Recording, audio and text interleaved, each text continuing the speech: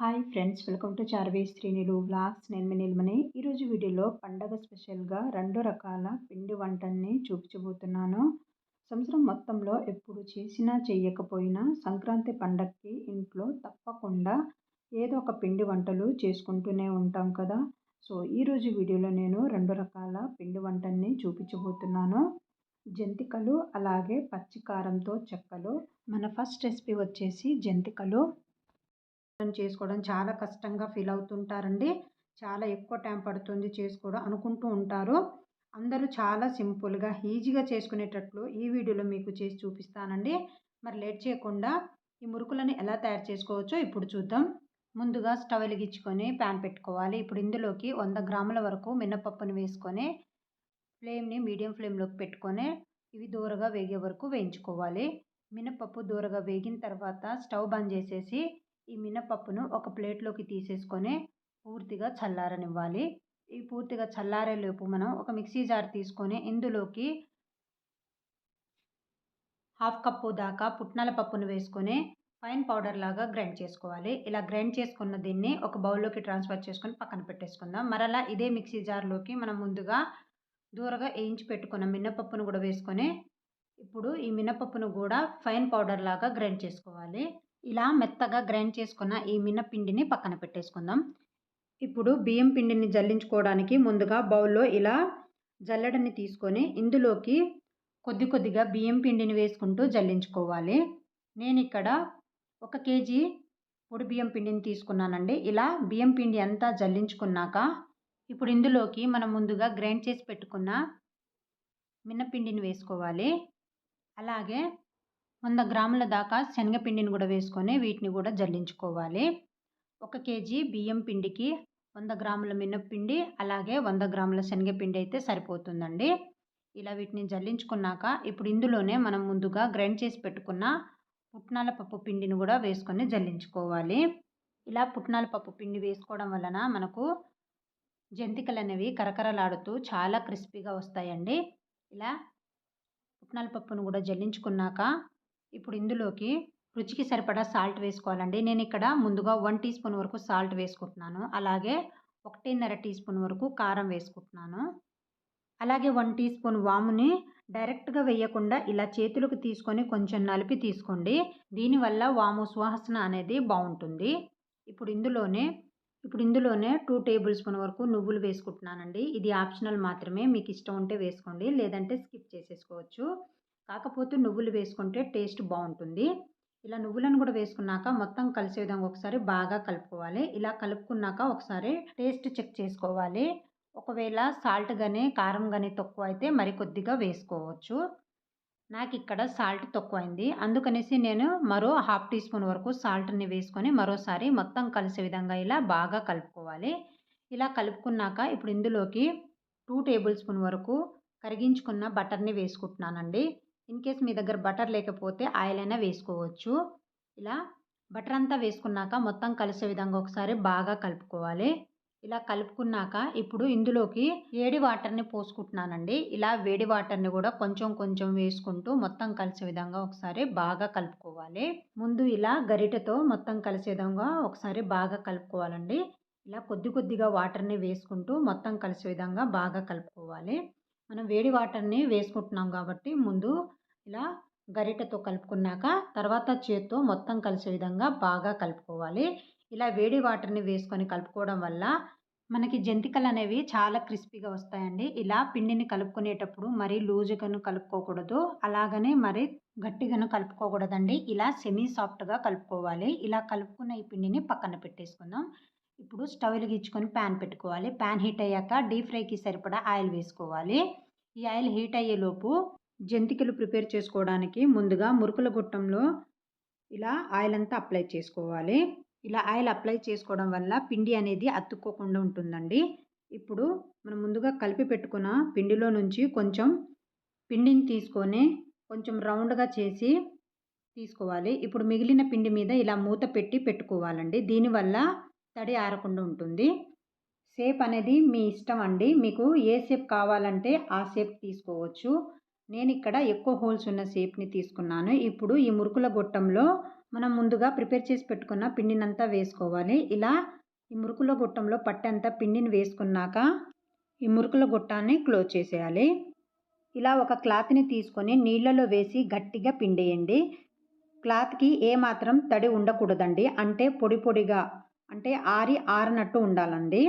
అలాంటి క్లాత్ పైన ఈ విధంగా మురుకుల్లాగా ఒత్తుకోండి. ఇప్పుడు ఇలాంటి గరిటెలు అందరి ఇళ్ళలో ఉంటాయి కదండీ! గరిటెను వెనక వైపుకి తిప్పేసి ఈ మురుకుని ఇలా తీసుకొని ఆయిల్‌లో వేసేసుకుంటే సరిపోతుంది. ఇప్పుడు ఆయిల్ హీట్ అయిందో లేదో ఒకసారి చెక్ చేసుకోవాలండి. దీనికోసం కొద్దిగా పిండిని వేసి చూసామంటే పిండి వెంటనే పైకొచ్చినట్లయితే ఆయిల్ హీట్ అయినట్టే అండి. ఆయిల్ ఈ విధంగా బాగా హీట్ అయ్యాక జంతికలను వేసుకోవాలి. వేసుకున్న వెంటనే టర్న్ చేయకుండా ఒక సైడ్ కొద్దిగా వేగిన తర్వాత రెండో సైడ్‌కి టర్న్ చేసుకోవాలి. ఈ జంతికలు వేగేలోపు మనం ఇలా క్లాత్ మీద మిగిలిన జంతికలన్నిటిని వేసుకోవాలి. ఇలా చేసుకుంటే ఒకటేసారి కొన్ని ఎక్కువగా వేయించుకోవచ్చు. ఈజీగా అయిపోతుందండి. ఇలా మీరు తీసుకున్న క్లాత్‌కి ఎన్నైతే సరిపోతాయో అన్ని మురుకులను ఒత్తుకొని ఇలా రెడీగా ఉంచుకోవాలండి. దీనివల్ల మనకు టైం సేవ్ అవుతుంది. ఇప్పుడు మనం ముందుగా వేసిన జంతికలు బాగా వేగిన తర్వాత ఇలా బయటికి తీసేసుకొని ఇప్పుడు ఇదే ఆయిల్‌లోకి మనం ముందుగా ఒత్తుకున్న జంతికలను ఈ ఆయిల్‌లో ఎన్ని పడితే అన్ని వేసుకోవాలండి. ఫ్లేమ్‌ని మాత్రం హై ఫ్లేమ్‌లో పెట్టుకొని వేయించుకోవాలి. ఇలా వేసుకున్న వెంటనే టర్న్ చేయకుండా ఒక సైడ్ కొద్దిగా వేగిన తర్వాత రెండో సైడ్ కూడా టర్న్ చేసుకొని అటు సైడ్ కూడా వేగిన తర్వాత తీసేసుకోవడమేనండి. ఇదే విధంగా మిగిలిన వాటినన్నిటిని వేసేసుకోవాలి. ఇలా ప్రిపేర్ చేసుకున్న ఈ జంతికలను ఒక డబ్బాలో స్టోర్ చేసుకుంటే 20-30 రోజుల వరకు ఫ్రెష్‌గా ఉంటాయండి. అంతేనండి, క్రిస్పీ జంతికలు రెడీ అయిపోయాయండి. మన సెకండ్ రెసిపీ వచ్చేసి పచ్చి కారంతో పప్పు చెక్కలు. అది కూడా పచ్చి కారంతో చెక్కల్ని మనం ఇంట్లో చేసినప్పటికీ కూడా గుల్లగుల్లగా, క్రిస్పీగా, టేస్టీగా రావాలంటే నేను చెప్పే టిప్స్‌తో చేయండి. టేస్టీగా చాలా వస్తాయండి. ఈ పచ్చి కారం చెక్కలను ప్రిపేర్ చేసుకోవడం కూడా చాలా ఈజీ అండి. చాలా తక్కువ టైంలోనే ప్రిపేర్ చేసుకోవచ్చు. మరి లేట్ చేయకుండా ఈ చెక్కలను ఎలా తయారు చేసుకోవచ్చో ఇప్పుడు చూద్దాం. ముందుగా 2 బౌల్స్ తీసుకొని ఒక బౌల్‌లోకి 2 టేబుల్ స్పూన్ల వరకు సగ్గుబియ్యాన్ని వేసుకోవాలి. అలాగే మరొక బౌల్‌లోకి 2 టేబుల్ స్పూన్ల దాకా పెసరపప్పును వేసుకొని కొద్దిగా వాటర్‌ని పోసుకొని శుభ్రంగా వాష్ చేసుకోవాలి. ఇలా వాష్ చేసుకున్నాక ఇప్పుడు ఇందులోకి ఇవి మునిగే వరకు వాటర్‌ని పోసుకొని ఒక అరగంట లేదా గంట పాటు నానబెట్టుకోవాలి. ఇవి నానేలోపు మసాలాలు ప్రిపేర్ చేసుకుందామండి. దీనికోసం ఒక మిక్సీ జార్ తీసుకొని ఇందులోకి 1 టీ స్పూన్ జీలకర్ర, అలాగే కారానికి తగ్గట్టుగా 5 లేదా 6 వరకు పచ్చిమిర్చిని ఇలా కట్ చేసుకొని వేసుకోవాలి. ఇప్పుడు ఇందులోనే 2 ఇంచుల దాకా అల్లంని ఇలా కట్ చేసుకొని వేసుకోవాలి. ఇప్పుడు ఇందులోనే కొద్దిగా కరివేపాకును కూడా వేసుకున్నాక కోర్స్‌గా గ్రైండ్ చేసుకోవాలి. మరీ పేస్ట్ లాగా గ్రైండ్ చేసుకోకూడదండి. ఇక్కడ వీడియోలో చూపించిన విధంగా కోర్స్‌గా గ్రైండ్ చేసుకుంటే సరిపోతుంది. ఇలా గ్రైండ్ చేసుకున్నాక ఇప్పుడు వీటిని పక్కన పెట్టేసుకుందాం. ఇప్పుడు ఒక పెద్ద బౌల్ తీసుకొని ఇందులోకి జల్లెడని పెట్టుకోవాలి. ఇందులోకి పొడి బియ్యం పిండిని వేసుకుంటున్నానండి. నేను ఇక్కడ 400 గ్రాముల వరకు పొడి బియ్యం పిండిని వేసుకుంటున్నాను. ఇలా పొడి బియ్యం పిండి వేసుకున్నాక జల్లించుకోవాలి. ఇలా పిండినంతా జల్లించుకున్నాక ఇప్పుడు ఇందులోకి రుచికి సరిపడా సాల్ట్ వేసుకోవాలి. అలాగే 80 గ్రాముల దాకా వెన్నను వేసుకోవాలండి. ఇంట్లో ప్రిపేర్ చేసుకున్నదైనా లేదా బయట కొన్నదైనా వేసుకోవచ్చు. నేను ఇక్కడ ఇంట్లో ప్రిపేర్ చేసుకున్న వెన్నని వేసుకుంటున్నానండి. నేను ఇంట్లో ఆవు నెయ్యిని ప్రిపేర్ చేస్తుంటాను. అందుకనేసి ఆ వెన్ననే వేసుకుంటున్నాను. అందుకే వెన్న కొద్దిగా యెల్లో కలర్‌లో ఉంటుంది. ఇలా వెన్న కూడా వేసుకున్నాక మొత్తం కలిసే విధంగా ఒకసారి బాగా కలుపుకోవాలి. మీ దగ్గర వెన్న లేకపోతే ఆయిల్ అయినా వేసుకోవచ్చండి. లేదా డాల్డా అయినా వేసుకోవచ్చండి. ఇలా మొత్తం కలిసే విధంగా ఒకసారి బాగా కలుపుకున్నాక ఇప్పుడు ఇందులోకి మనం ముందుగా నానబెట్టుకున్న పెసరపప్పును వాటర్ వంపేసి వేసుకోవాలండి. అలాగే మనం ముందుగా నానబెట్టుకున్న సగ్గుబియ్యాన్ని కూడా వాటర్ తీసేసి వేసేసుకోవాలి. ఇలా పెసరపప్పు అలాగే సగ్గుబియ్యం కూడా వేసుకున్నాక ఇప్పుడు ఇందులోకి మనం ముందుగా గ్రైండ్ చేసి పెట్టుకున్న జీలకర్ర, పచ్చిమిర్చి పేస్ట్‌నంతా వేసుకోవాలి. ఇలా వీటినన్నిటిని వేసేసుకున్నాక ఇప్పుడు ఇవి మొత్తం కలిసే విధంగా బాగా కలుపుకోవాలి. ఇలా పిండినంతా మొత్తం కలిసే విధంగా ఒకసారి బాగా కలుపుకున్నాక ఇప్పుడు ఇందులోకి కొద్దిగా వాటర్‌ని వేసుకుంటూ మొత్తం కలిసే విధంగా బాగా కలుపుకోవాలండి. వాటర్‌ని ఒకేసారి కాకుండా ఇలా కొద్దిగా వేసుకుంటూ కలుపుకోవాలి. నేనిక్కడ గోరువెచ్చటి వాటర్ వేసుకుంటున్నానండి. మీకు కావాలంటే ఈ వేడి వాటర్‌నైనా వేసుకోవచ్చు లేదా చన్నీళ్ళతో అయినా కలుపుకోవచ్చండి. నాకైతే ఇక్కడ ఏ కప్పుతో అయితే బియ్యం పిండి తీసుకున్నామో అదే కప్పుతో సగం కంటే కొద్దిగా ఎక్కువ వాటర్ పట్టిందండి. ఇలా కొద్దిగా వాటర్‌ని వేసుకుంటూ మొత్తం కలిసే విధంగా ఒకసారి బాగా కలుపుకోవాలి. ఈ పిండిని మరీ లూజ్‌గా కలుపుకోకూడదండి. అలాగని మరీ గట్టిగా కూడా కలుపుకోకూడదు. వాటర్ ఎక్కువ వేసేసామంటే మనకు ఆయిల్ ఎక్కువ పీల్చుకుంటుందండి. ఇలా పిండినంతా బాగా కలుపుకోవాలండి. ఇక్కడ నేను వీడియోలో చూపించిన విధంగా పిండిని కలుపుకుంటే సరిపోతుందండి. ఇలా పిండిని కలుపుకున్నాక ఇప్పుడు ఈ పిండి మీద ఒక తడి క్లాత్‌ని పరిచి ఒక అరగంట పాటు పక్కన పెట్టేసుకుందాం. అరగంట తర్వాత పిండిని తీసుకొని ఇందులో నుంచి కొద్దిగా పిండిని తీసుకొని రౌండ్ బాల్స్ లాగా చుట్టుకోవాలండి. ఫస్ట్ టైం ఈ చెక్కలు ట్రై చేసేవాళ్ళు మనం చేసే చెక్కలు అన్నీ కూడా ఒకే సైజులో రావాలి అంటే ఒక చిన్న టిప్ అండి. గుంటలా ఉండే ఒక స్పూన్ తీసుకొని ఆ స్పూన్ సహాయంతో ఇలా పిండిని తీసుకుంటూ రౌండ్ బాల్స్ లాగా చుట్టుకుంటే అన్ని బాల్స్ కూడా ఒకే సైజులో వస్తాయి. కొద్దిగా పిండిని ఇలా తీసుకొని మిగిలిన పిండి మీద ఈ తడి క్లాత్‌ని పరిచి పక్కకు పెట్టేసుకోవాలి. ఇప్పుడు మనం తీసుకున్న ఈ పిండిని రౌండ్ బాల్స్ లాగా చుట్టుకోవాలి. చూశారు కదా ఎంత చక్కగా వచ్చిందో. ఇదే విధంగా మిగిలిన వాటినన్నిటిని చుట్టుకొని పెట్టుకోవాలి. ఇలా అన్నిటిని ప్రిపేర్ చేసుకున్నాక ఇప్పుడు వీటిని పక్కన పెట్టేసుకుందాం. ఇప్పుడు చెక్కల్ని ఈజీగా త్వరగా ఒత్తుకోవడం కోసం ఒక ప్లాస్టిక్ పాలిథిన్ కవర్ తీసుకొని దానిపైన లైట్‌గా ఆయిల్‌ని అప్లై చేయండి. ఈ కవర్‌ని 2 పార్ట్స్ కింద డివైడ్ చేసుకోవాలి. హాఫ్ కవర్ మీద మనం తయారు చేసుకున్న బాల్స్‌ని ఇక్కడ వీడియోలో చూపిస్తున్న విధంగా ఇలా గ్యాప్ ఇచ్చుకుంటూ పెట్టుకోవాలి.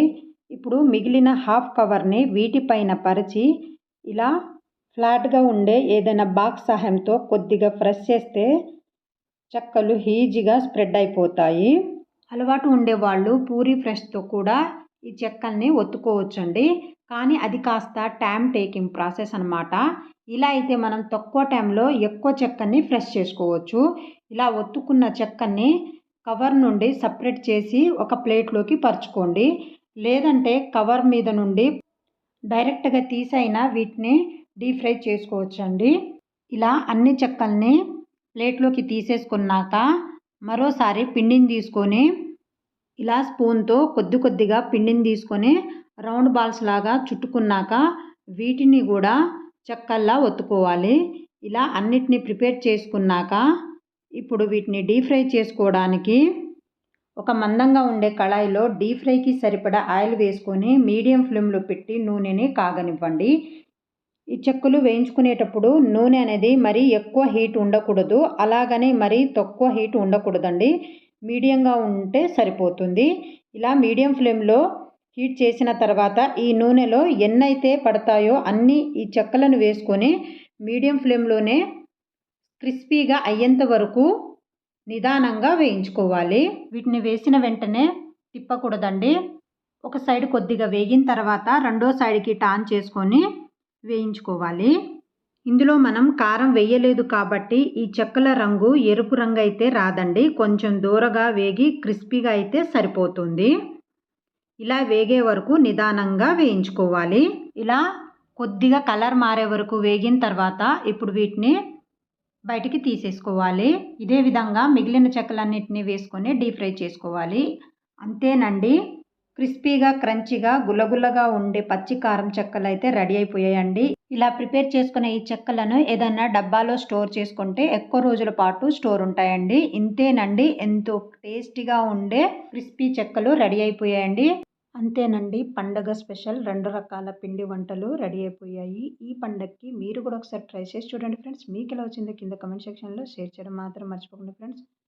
మీకు నా వీడియో కనుక నచ్చినట్లయితే లైక్ చేయండి. మీ ఫ్రెండ్స్కి రిలేటివ్స్కి షేర్ చేయండి. అలాగే ఫ్రెండ్స్, ఇంకా మన ఛానల్ని సబ్స్క్రైబ్ చేసుకోకుండా వీడియోస్ చూస్తున్నట్లయితే ప్లీజ్ ఛానల్ని సబ్స్క్రైబ్ చేసుకొని పక్కన ఉన్న బెల్ బటన్ని యాక్టివేట్ చేయండి. Thank you for watching. Support me friends.